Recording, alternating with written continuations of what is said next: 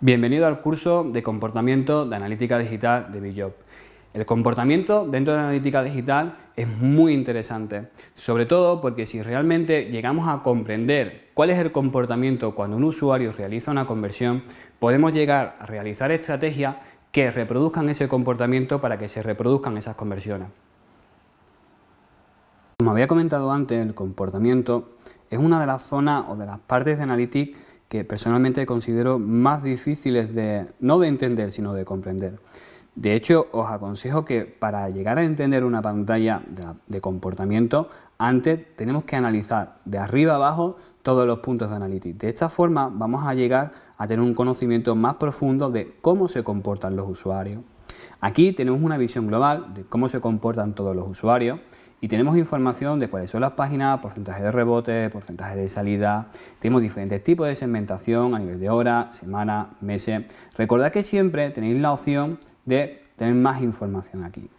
Uno de los puntos interesantísimos es que podemos generar un flujo de comportamiento. ¿Qué significa esto?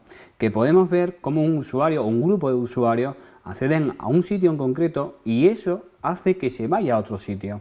Por ejemplo, mirad aquí cómo los usuarios que están directamente en la página principal, todos han accedido aquí. En cambio, los que accedieron a esta URL, todos han accedido aquí. Y esto es lo que tenemos que llegar a entender y a comprender.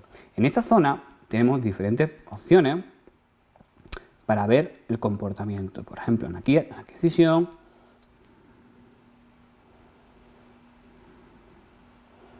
vamos a ir manipulando la información para ver cuál es el flujo de comportamiento.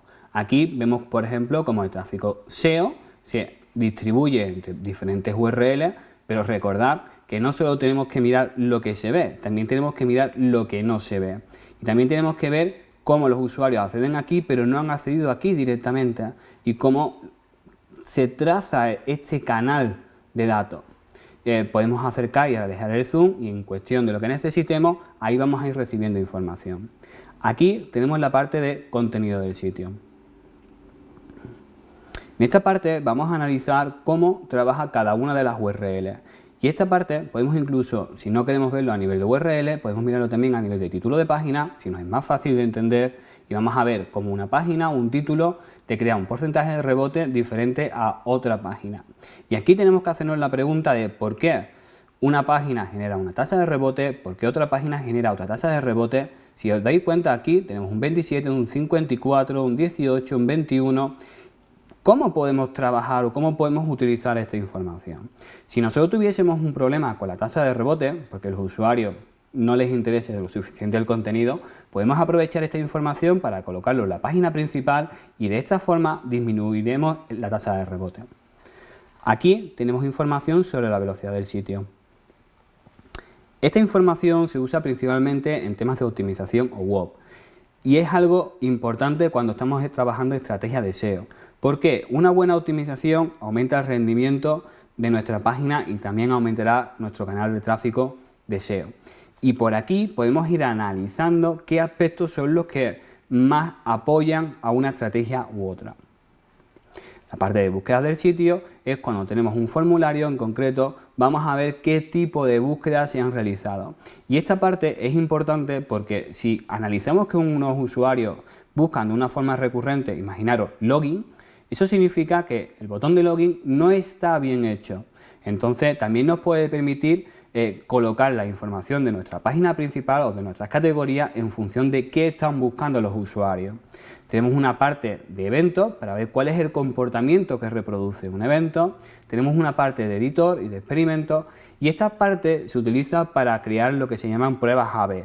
¿Qué es una prueba A/B? Una prueba A/B es simplemente que podemos tener un formulario con un botón en verde y al 50% de los usuarios que visiten nuestra web se lo vamos a enseñar en verde y al otro 50% se lo vamos a enseñar en naranja. Y de esta forma, a través de la analítica, vamos a poder definir si necesitamos ponerlo en verde o ponerlo en naranja.